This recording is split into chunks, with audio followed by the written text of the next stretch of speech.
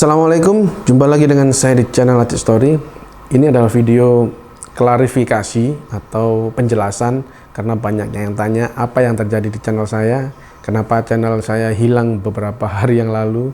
Banyak banget channel saya yang hilang. Nah, itu akan saya jelaskan di sini. Kronologi kejadian, penyebab, motif pelakunya, dan nanti akan saya berikan tips bagaimana supaya kalian bisa aman dari hal tersebut. Ikuti terus video ini.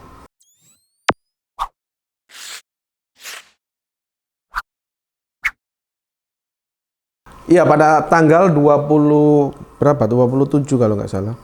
27 Mei, Koplotem terkena hack. Mungkin kalian sudah tahu ya, ada yang mengupload atau memposting video yang bukan saya dan semuanya channel diganti. Itu sudah saya jelaskan di video saya sebelumnya, dan alhamdulillah channel itu bisa kembali semula.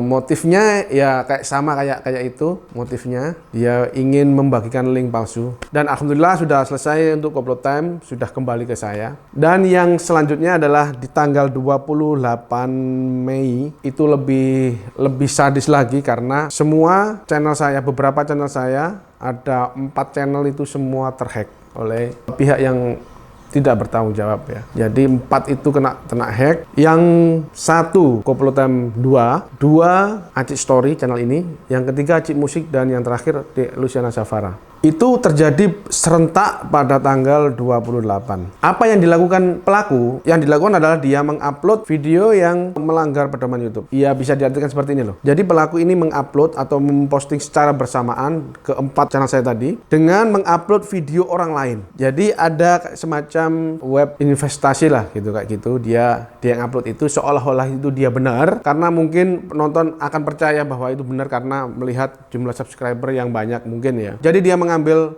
video orang lain yang berisi tentang kayak seminar kayak gitu, padahal itu memang ya benar-benar ada gitu loh. Diambil, terus dia membuat link palsu di bawahnya. Ya, link palsu inilah yang menjadi senjata mereka untuk mendapatkan korban sebanyak-banyaknya jika mengeklik link itu. Jadi link itu link palsu yang mirip dengan video tadi. Mudah-mudahan paham ya. Jadi video itu benar-benar asli. Dia ngambil comot dari video lain, dia taruh di punyanya saya, dan di bawahnya itu ada link yang berhubungan dengan video itu.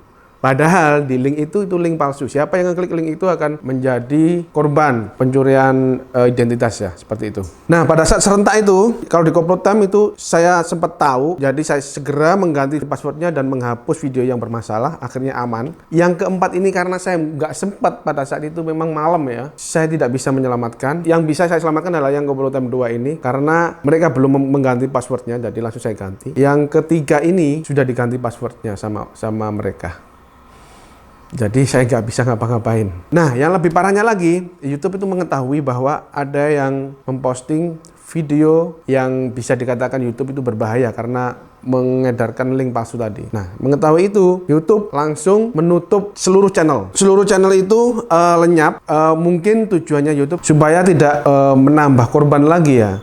Dan saya cek di YouTube ternyata juga sudah nggak ada. Yang saya lakukan pertama adalah menyelamatkan email dulu. Untuk YouTube sudah ditutup, channel sudah ditutup, saya nanti aja itu saya urus. Yang penting saya selamatkan adalah email saya. Email harus kembali ke tangan saya, passwordnya juga harus kembali ke tangan saya. Akhirnya saya coba, saya dibantu sama teman saya, akhirnya bisa. Karena dia belum mengganti nomor telepon, bisa. Jadi buat teman-teman yang passwordnya lupa, itu masih bisa diselamatkan dengan nomor telepon tadi. Akhirnya bisa. Dan yang tidak bisa adalah satu channel. Channelnya adalah Acik Story ini. Ini sudah tidak bisa, nomornya sudah diganti, emailnya sudah diganti. Saya nggak bisa login, saya nggak bisa pemulihan lewat SMS dan sebagainya. Akhirnya ya itu yang menjadi masalah saya. Waduh, gimana ini? Dan pada waktu itu memang bekerja berat karena nomornya sudah diganti nomor Rusia kalau nggak salah. Sudah diganti nomor sana, saya nggak tahu. Beberapa kali saya login nggak bisa, dan akhirnya saya laporkan ke YouTube lewat email saya yang satunya, email yang masih aman. Saya laporkan, dan akhirnya alhamdulillah kembali ke saya. Nah, sudah selesai, email sudah kembali ke saya sudah bersyukur alhamdulillah. Selanjutnya yaitu tugas yang kedua, yaitu membuka channelnya lagi. Nah, ini juga PR lagi karena sangat gimana ya, sangat memakan waktu dan tenaga juga gitu loh. Apa yang saya lakukan? Yang saya lakukan adalah pada saat itu saya mengisi form yang YouTube itu menyarankan, mengisi form pertanyaan, sebuah pertanyaan dari YouTube bahwa itu benar-benar punya saya. Saya isi, punya istriku, semuanya yang keempat tadi, yang channelnya sudah di-banned tadi, saya isi, alhamdulillah lepas satu persatu. Yang pertama yang lepas adalah channelnya istriku, Luciana Safara. Itu sudah muncul kembali dan judulnya, nama channel itu sudah diganti sama orangnya Cardano Ada. Itu bahaya sekali itu. Dan setelah itu saya ganti namanya, sudah alhamdulillah normal. Istri saya senang sekali karena kasihan kalau menurut saya untuk istriku karena channelnya cuma satu-satunya. Jadi alhamdulillah dia masih bisa kuat gitu loh, masih ya nyantai lah kayaknya. Tapi saya merasa kasihan karena ya channel satu-satunya gitu. Kalau saya sih ya agak panik, cuman masih ada channel yang lain gitu loh. Kalau istri saya cuma satu. Oke, selesai istri saya. Nah, setelah itu disusul kemudian 1 hari kemudian channel Acik Story ini kembali, akhirnya muncul lagi. Kalau Acik Story ini tidak dipakai ganti nama, jadi dia masih Acik Story. Langsung yang ini Acik Musik ini yang lama banget ini sampai 2 minggu ini. Saya juga bingung, aduh kenapa ini kok lama. Akhirnya ya itu tadi dikasih pertanyaan lagi saya, jadi ngobrol terus sama timnya YouTube, kasih pertanyaan saya jawab, kasih pertanyaan saya jawab, dan akhirnya bisa terbuka lagi, bisa muncul lagi channelnya. Itu luar biasa paniknya. Dan tidak sampai itu saja, ternyata mereka ini sudah memiliki password saya semuanya, mulai dari Instagram, FB, apalagi ya, bahkan channel saya nggak aktif pun dia sudah tahu gitu loh. Dia mau menghack lagi Instagram sudah diganti, email sudah diganti, nomor telepon sudah diganti, ada pemberitahuan kan dari email itu. Wah, diganti lagi. Akhirnya saya perang lagi, akhirnya menang. Alhamdulillah milik saya. Terus nggak sampai di situ lagi, dia mau hack lagi FP saya. FP kan biasanya adminnya ada beberapa ya. Jadi saya itu dia sudah masuk, saya ini mau di-kick, mau dihapus. Ada 2 admin kan, yang satu sudah berhasil di-kick. Nah yang ini menunggu persetujuan saya. Dia masuk mau nge-kick saya juga. Tentunya ya saya tolak kan, saya bisa masuk, dia langsung saya kick. Dan langsung saya ganti passwordnya. Alhamdulillah sudah kembali. FB juga gitu. Ya alhamdulillah bisa kembali. Dan setelah saya selidiki penyebabnya kenapa mereka tahu password saya adalah di browser Chrome. Nah, buat kalian yang apabila ngisi password ada di pojok kanan atas ada pertanyaan disimpan atau tidak passwordnya. Pilih tidak. Jangan menyimpan di browser apapun. Di HP juga sama ya. Kan biasanya kita kalau ngetik password itu ada keluar disimpan apa tidak. Jangan pernah disimpan. Lebih baik kalian simpan di luar saja, misalkan di kertas atau di buku kalian tulis gitu aja. Itu lebih aman. Kenapa?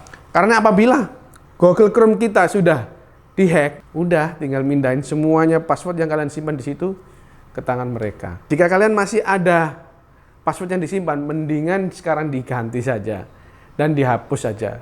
Itu ya itu tadi, karena kalau sudah kena browsernya sudah semuanya kena semuanya. Itu yang saya alami. Saya yakin itu karena ada beberapa akun yang nggak saya simpan di manapun, hanya saya simpan di situ, dia bisa tahu passwordnya. Luar biasa, memang hebat. Nah, ini pelajaran buat kita semua agar selalu berhati-hati. Hikmah yang bisa saya ambil adalah saya sekarang lebih berhati-hati, tidak teledor. Itu yang pertama. Yang kedua, hikmah yang untuk pribadi saya adalah semuanya hanya titipan.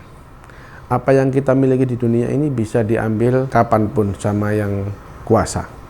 Jadi untuk dunia, urusan dunia, apapun urusan dunia, jangan disimpan dalam hati, simpanlah hanya di genggaman tangan. Karena jika di hati itu tadi, kalau kita kehilangan sesuatu, pasti sakitnya luar biasa, pusingnya luar biasa, paniknya luar biasa.